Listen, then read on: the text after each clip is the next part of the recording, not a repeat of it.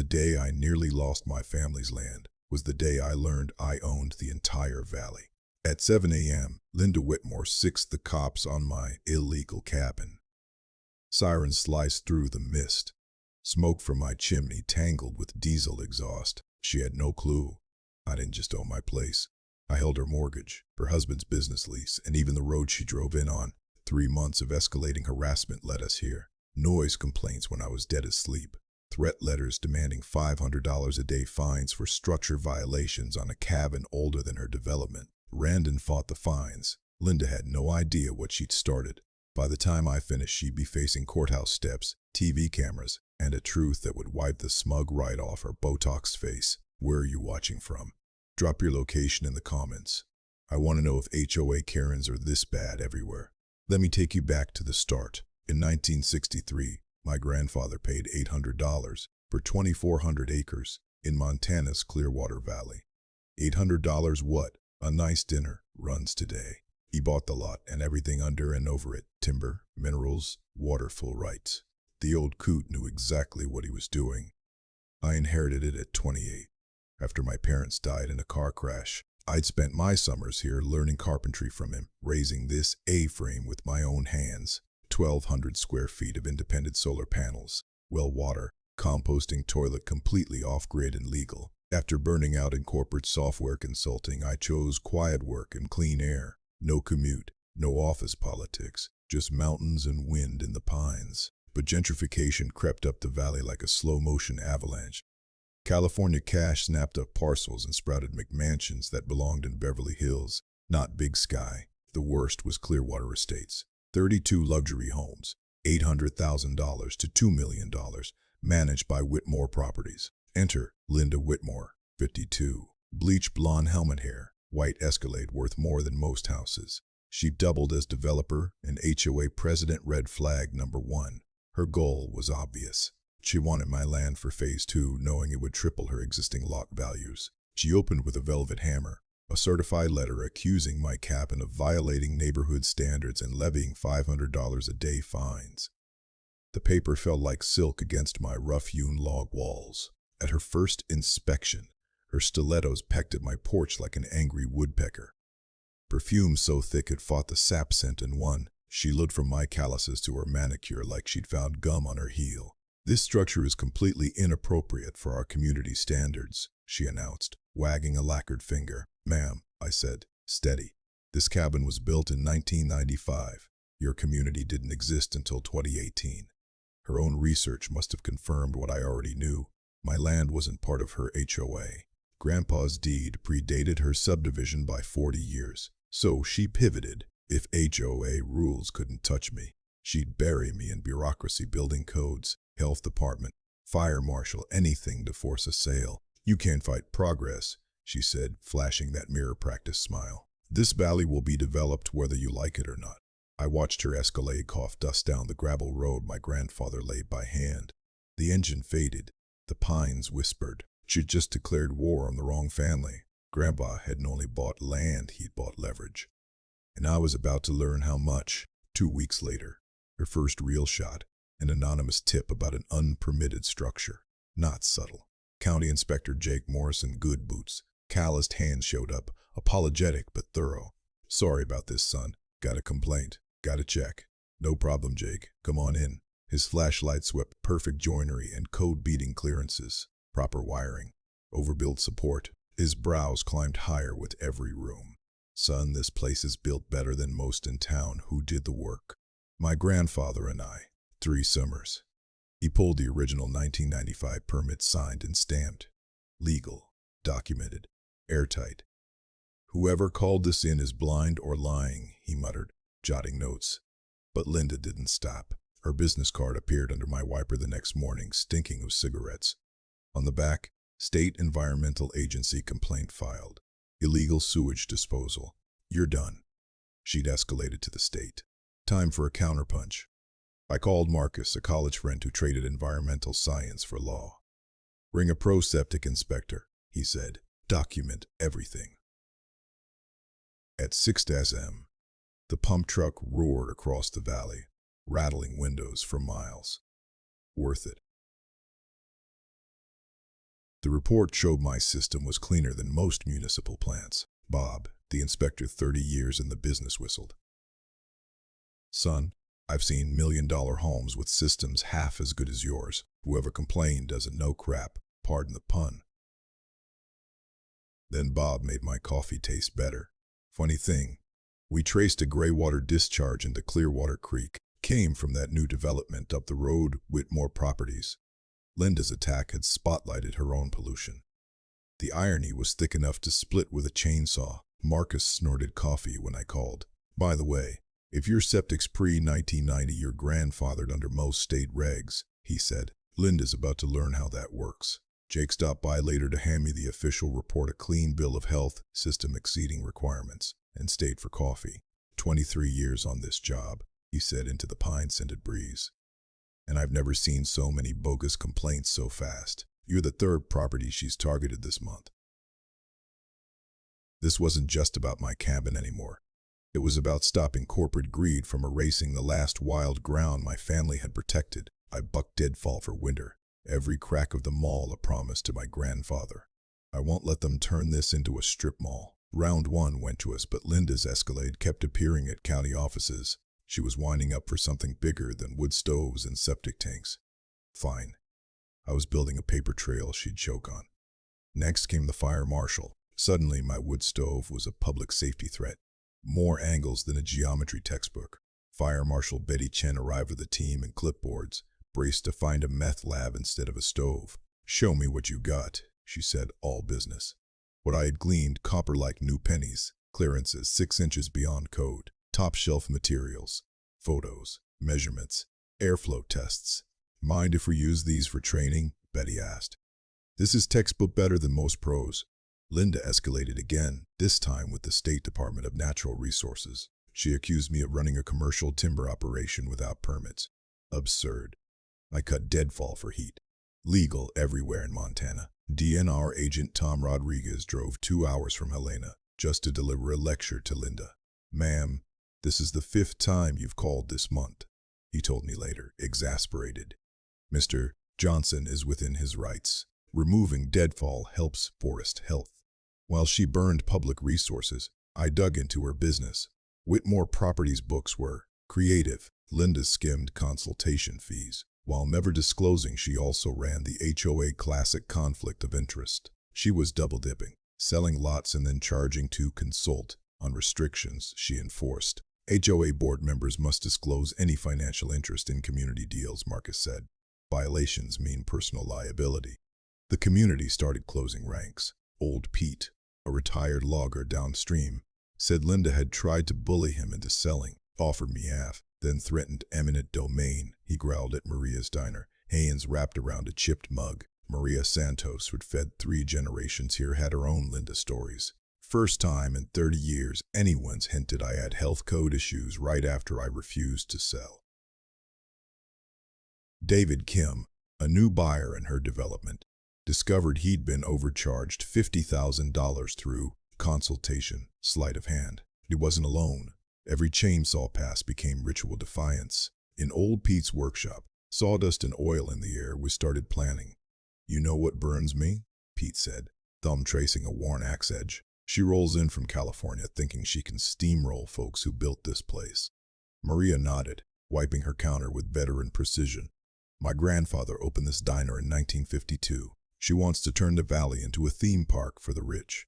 Meanwhile, Linda paced courthouse hallways. She had the persistence of a telemarketer and half the ethics. Every agency she prodded, every lie she filed, more paper in a stack that eventually crushed her. By then, daily wellness checks became routine. Bogus noise complaints when the valley was silent. A call to Child Protective Services, though I lived alone and the nearest kid was 5 miles away. The breaking point hit at 11,000 p.m. on a Tuesday. Deputy Johnson rolled up, lights slashing the frost. Domestic disturbance, he said, embarrassed. Got a check. I stood barefoot in pajamas, cabin dark. Not another soul for miles. Deputy, do I look like I'm disturbing anyone but my dog? He sighed. Between you and me, I'm getting 2-3 calls a week from the same number. This is harassment, plain and simple. Linda upped it to court. She filed an emergency injunction claiming I'd threatened her at an HOA meeting I never attended. Small claims. Thursday morning, Linda arrived with a lawyer in a suit that cost more than my truck. I showed up with a manila folder and the truth. Judge Patricia Wells wasn't impressed by theatrics. Your Honor, Linda's lawyer started. My client fears for her safety due to Mr. Johnson's erratic behavior. I cued my security footage, time-stamped proof I wasn't anywhere near the alleged meeting. Dismissed in under 5 minutes. Ms. Whitmore, Judge Wells warned, this court has better things to do than entertain frivolous complaints. Time to bring in a pro. I hired private investigator Sarah Chen, no relation to the fire marshal, equally unflappable. She laid out the pattern over coffee at Maria's, files spreading across the scarred wood like a detective board. She's run this play 3 other times, Sarah said. Always targets landowners adjacent to potential subdivisions. She's been sued twice for HOA conflicts. Her California license was suspended for undisclosed dual representation, and she owes $180,000 in back taxes on her Montana holdings. Tip for anyone dealing with HOA harassment, Sarah added, tapping her fat evidence folder. Document everything with timestamps. Patterns win cases. The community kept coming. Old Pete repeated the eminent domain threat. Maria showed rumors Linda had seeded about her diner. David Kim dug up that $50,000 for medium location upcharge. I documented every sheriff visit, every conversation, every hallway smirk after her failed injunction, captured beautifully by courthouse cameras. During late-night strategy calls, I leaned against the old pine behind my cabin, its bark rough in my palm. That tree had weathered storms. So would our claim on this land. Linda got bolder. Fear, sweat cut through her perfume at the post office. Each escalation only tightened the snare. I played the long game. She didn't realize the trap was closing. Then came the discovery that changed everything. I was combing county records to defend against her latest nonsense when I found something bigger than ammunition. I found a nuclear option. In 2019, Linda's company took a $2,300,000 construction loan standard, but the collateral was a tangled mess of future development rights across the valley. I dug deeper. Grandpa hadn't just owned his 2,400 acres. The old record showed he held mineral rights under most of the valley, including all of Linda's development. Not shocking enough, he also held first position mortgages on 3 properties Linda used as leverage for that loan. Properties she claimed were free and clear when she applied. Why hadn't I known? Grandpa's estate was complex and managed by an old-school attorney who died in 2018. The new lawyer never unpacked the full scope. County records were scattered across ancient systems, some dating to territorial days. I spent 14 hours squinting at microfilm and faded deeds, worth every eye ache. Grandpa's 1963 purchase included all rights, appurtenances, and future development considerations, affecting the watershed legalese that gave me veto power over any project impacting it. Meanwhile, Linda had missed 2 loan payments during her crusade. The bank was nervous. Phase 2 depended on my land to pencil out. When I reached the current estate lawyer, the grandson of Grandpa's original attorney, he confirmed it. Your grandfather was smarter than most realized, he said. He designed this structure to stop exactly what Ms. Whitmore is attempting. Then I found a handwritten note tucked in the original deed packet, Grandpa's careful script, on yellowing paper. For my grandson, never let them turn this valley into another strip mall. I sat in my truck outside the courthouse with that note and finally understood. This wasn't just inheritance. It was stewardship. Grandpa had seen Linda coming 60 years away and set the chessboard. Most people think buying land means you own the lot, but mineral rights, water rights, and development easements are separate. Grandpa knew. Now I did, and Linda had no idea I held every card. Strategy time. I could nuke her instantly, or let her keep digging while we built a case so airtight she'd never wiggle free. I chose the latter. Windows down, the pines in my lungs. I felt something I hadn't in months. Absolute confidence. The hunted had become the hunter.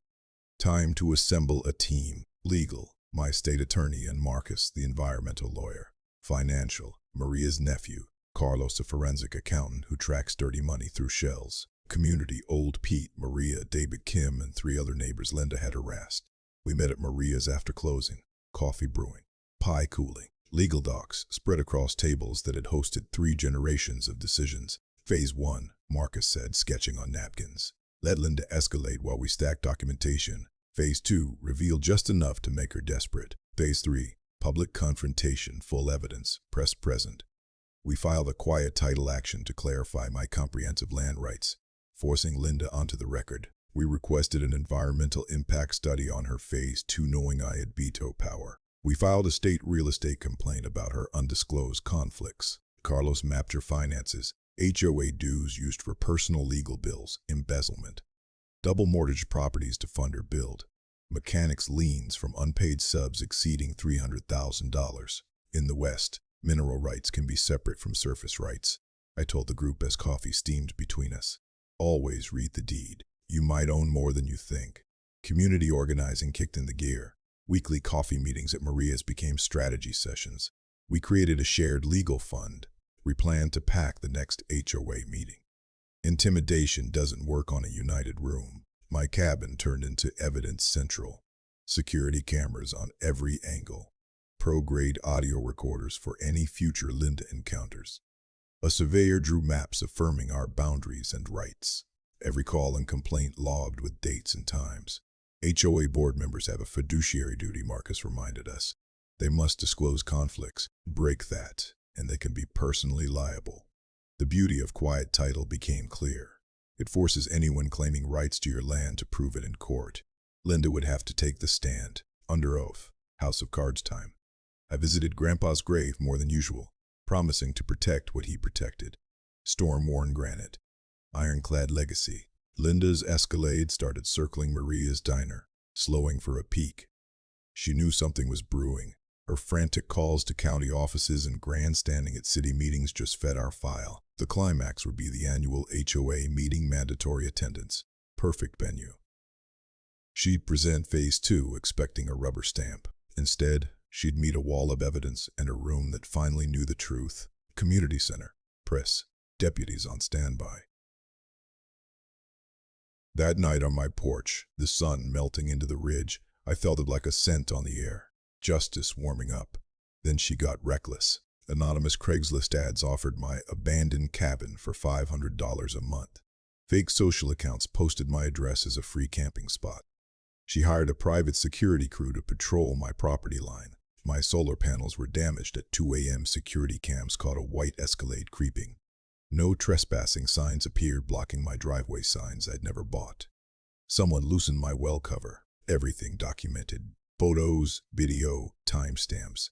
My upgraded system was Fort Knox and Plaid. Meanwhile, Linda's finances were imploding. Default notices piled up. Subcontractors filed liens faster than she could tear them open. Her empire was collapsing, and it showed. She tried to buy me out. On a Tuesday morning, she marched up, arrogance fraying at the edges. Let's be reasonable, she chirped. Pitch too high. $400,000 cash for your cabin and 50 acres. I declined. She bumped to $600,000, then $800,000. Then she dropped a number that nearly sprayed my coffee. $1.2 million, plus all legal fees. I appreciate the offers, Linda, I said, my audio recorder humming. But the land's not for sale. Ever. However, you can buy my approval for Phase 2 for $5 million. Cash. Her face cycled confusion, rage, panic in 3 seconds. You can't block development, she shrieked. You're a squatter with delusions of grandeur. I wonder what your investors would think if they knew your financial situation, I mused. Community pressure built. Residents discovered inflated HOA budgets covering Linda's legal bills. David Kim uncovered deed restrictions never disclosed at sale. Old Pete's property taxes mysteriously spiked after he refused her lowball county retaliation through her contacts. Her PR meltdown went public. Facebook posts about dangerous squatters threatening kids. Next-door rumors about unsanitary conditions 3 miles away. Anonymous letters to the paper about my off-grid hazards. Our counterintelligence was thorough. Sarah traced every anonymous complaint to Linda's devices via IP and metadata. Marcus's team pulled surprise water tests. My land had the cleanest water in the valley. Screenshots exposed her sock puppet accounts. The best move was tipping the bank. Her harassment jeopardized collateral my land critical to Phase 2 viability. We filed formal environmental complaints about her creek contamination. The State Real Estate Board opened a full investigation into dual representation. Her hired security cracked branches and dented gear while patrolling. Another exhibit. Linda's designer outfit started looking slept in, makeup shaky, a fresh dent in the Escalade's bumper. If someone's pressing you on property rights, check the money, I told Maria during planning. Desperation leaves an evidence trail. The trap was almost set. Her final gambit was a masterclass in fraud and incompetence. Forged documents proving Grandpa sold development rights in 1987, a fabricated environmental report showing my septic contaminating groundwater across 3 counties, and a restraining order claiming I threatened her during a confrontation that never happened. The forgeries unraveled instantly. My estate attorney took one look and laughed. The signature didn't resemble Grandpa's. The notary stamp, from a notary who died in 1985, 2 years before the alleged signing. Paper dating confirmed recent fabrication. She'd literally tried to forge history. Her environmental fraud was equally sloppy. The water data came from the Bitterroot Valley 200 miles away, different watershed in geology. Accredited lab results showed my water cleaner than municipal supplies in 3 nearby towns. At the restraining order hearing, she brought a witness who'd never met me and couldn't pick me out of a 2-person lineup. I rolled security footage showing no contact for 6 straight weeks. Dismissed. Linda ordered to pay my legal fees. Final warning, Ms. Whitmore, Judge Wells said dryly. Next time, sanctions. Her smear campaign backfired spectacularly. The local paper investigated and exposed her pattern of false claims. Environmental groups rallied behind my conservation efforts, framing her crusade as an attack on rural land rights. Social media torched her fake accounts. Even her allies backed away. The financial avalanche accelerated. The bank called her construction loan due after spotting forged collateral. The IRS slacked liens for $180,000 in unpaid taxes. Her real estate license was suspended pending a criminal probe. We prepped for the end game. Ashley, Kim David's sister, and a documentary filmmaker came from Seattle to capture everything. Marcus assembled a presentation of her environmental violations that read like a criminal indictment. The community mobilized. Old Pete brought his Vietnam buddies, men who'd seen land grabs and government overreach before. Same playbook, Pete said, granted steady. Time someone stood up. Maria catered the meeting. Food brings crowds. Linda's about to learn what community means, she said over coffee and pie. David coordinated defrauded buyers for a class action to claw back their money. Linda tried to cancel the HOA meeting, illegal under state law. She tried to bar me from voting even though my mineral rights gave me standing. She even hired seat fillers who looked like extras in a courtroom drama. We buttoned up the logistics. The surveyor delivered crisp maps of my rights. Carlos finalized a financial presentation that would make a prosecutor weep. The Attorney General's office let us know they were watching. When people start forging documents, they know they're finished. I told Ashley's camera the night before, document fraud is a felony even in civil fights. I stood on my porch at sunset, looking out over the valley Linda wanted to pave. Tomorrow, her 3-month tantrum would hit daylight. The Clearwater Community Center overflowed, 150 people in a room built for 100. Tension and curiosity thick in the air. The evening news set up in the back. Ashley positioned her rig. Sheriff's deputies flanked the exits. Linda's crew clustered near the podium. Her high-priced lawyer, a handful of obvious ringers scrolling their phones. A security guard who wanted no part of it. Our side filled the rest, Old Pete and the vets, Maria and her extended family, David, Kim, and other defrauded buyers with folders in hand. The room felt like a thunderhead ready to break. Linda called the meeting to order, voice pitched too high, hands unsteady over her slides. Tonight, we'll vote on Phase 2 expansion that will bring prosperity and progress to Clearwater Estates. Her PowerPoint glowed, glossy renderings of McMansions planted on clear-cut hills. Growth, projections divorced from reality, and my grandfather's land labeled future development parcel. This illegal cabin, Linda said, pointing at a photo of my home, represents everything holding our community back. The HOA recommends immediate eminent domain proceedings. I stood. Point of order. I'd like to address the assembly. You have no standing, she snapped. This is a private HOA meeting. Actually, I said, lifting the mic I brought, I do. Would you like to see my mineral rights documentation? The room erupted. Linda tried to shut it down. Her lawyer hissed in her ear. Deputy Johnson stepped in. "Let him speak, ma'am," he said. "This is still America." "Let him speak," Pete Spetz chanted. It spread until Linda had no choice. I connected my laptop. Grandpa's 1963 deed filled the wall. "Ladies and gentlemen," I said, "Linda's been trying to take land she never had any right to touch." I explained mineral rights, water rights, development restrictions, the framework that gave me veto power over any project affecting the watershed. She spent 3 months harassing me for land I not only own but land she needs my permission to build around. Linda snapped. "Those documents are fake. He's a squatter and an environmental terrorist. He's threatened me for months." "Really?" I clicked. "Let's talk about threats." The evidence avalanche began. Marcus presented court-certified deed records. Carlos revealed HOA embezzlement, double mortgages, unpaid taxes. Our environmental attorney showed photos of her creek contamination alongside lab results proving my water was cleaner than municipal supplies. Then the community spoke. Old Pete stood, voice like a logging saw. "She tried to cheat me out of my grandfather's land too. Offered half. Threatened eminent domain." Maria followed. "She used HOA money for her personal lawyers. 30 years feeding this town, and she wanted to bulldoze my diner for parking."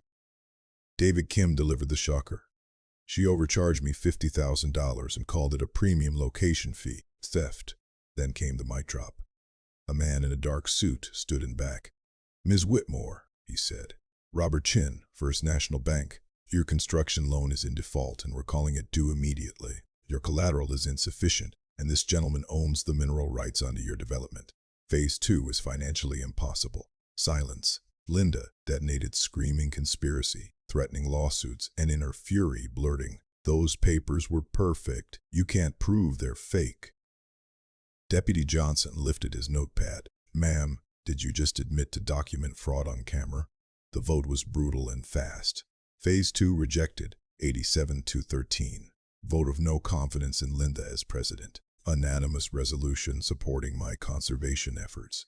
As deputies escorted her out still spitting threats, I faced the room. "Linda, you just threatened me in front of 150 witnesses and 3 cameras," I said. "I think you're done." Gasps. The smell of sweat and relief in the overheated room. The sound and scent of justice. 1 week later, Linda was arrested for document fraud and embezzlement. Seeing her in cuffs on the evening news felt like the last page of a story that had consumed 3 months. Her properties went into foreclosure. Her license was permanently revoked. She faced 5 to 10 years in federal prison. The legal cleanup moved quickly. My quiet title action confirmed comprehensive land rights across the valley. Environmental violations cost her company $500,000 money, now funding watershed restoration. The HOA severed Whitmore Properties contract and elected new leadership with Maria as president. My plans changed too. I'd intended to split my time here and in the corporate world. I stayed. This wasn't just inheritance, it was a calling. We launched a conservation easement protecting 1,800 acres of sensitive watershed. 3 neighboring families joined immediately, creating a buffer that would keep future Lindas at bay. The program became a model across Montana. Community benefits rippled. We used Linda's forfeited deposits to start the Clearwater Valley Scholarship Fund, 3 local kids to college every year. Our conservation trust protects the watershed for future generations while supporting sustainable forestry and sensible development. The annual Harvest Festival drew over 500 visitors last year, boosting local businesses. Individual wins stacked up. Old Pete's property value rose 40% thanks to conservation protection securing his retirement. Maria's Diner became the valley's unofficial town hall. David Kim not only recovered his overcharges through the class action, he became my close friend and the volunteer coordinator for our conservation program. 3 other communities called for help, and a statewide network of rural landowner advocates was born. Ashley's documentary won the regional film festival and spotlighted corporate land grabs. The state legislature introduced the Linda Law, tightening HOA conflict of interest rules. Financial justice came full circle. Linda seized assets, reimbursed some victims. I bought her foreclosed properties at auction, folded them into the easement, and removed them as threats forever. The bank settled quietly, admitted its lack of due diligence, and tightened oversight. The broader impact still amazes me. The local paper series exposed similar schemes nationwide and became a playbook for beating corporate harassment. Environmental groups use our case to teach landowner rights. The real estate industry strengthened conflict of interest enforcement. But the best part is the valley now. Children's laughter at the Harvest Festival instead of courtroom drama. Bonfire smoke mixing with pine needles. Bird song and wind in the trees, not backhoes and bulldozers. From my porch at sunset, looking out on a ridge unscarred by McMansions, I finally understood what Grandpa meant by stewardship. This isn't just about owning land. It's about protecting something irreplaceable for people not yet born. Advice for anyone in a fight like this: always find who's really pushing development. Financial desperation drives most harassment. Mineral rights can be more valuable than the surface. Check your family's old deeds. HOA board members must disclose conflicts. It's the law in most states, even if they act like it isn't. Linda turned out to be small fish. Her case exposed a network of corrupt developers across 3 states. Next week, I'll tell you how that network tried to steal an entire mountain range and how we stopped them. Drop your worst HOA or property dispute story in the comments. I read everyone and reply when I can. Hit subscribe if you want more stories about standing up to corrupt authority. And join our Facebook group, Landowner Rights Warriors, for legal resources and support. Together, we're stronger than any corporate bully. Grandpa, I kept my promise. The valley's safe.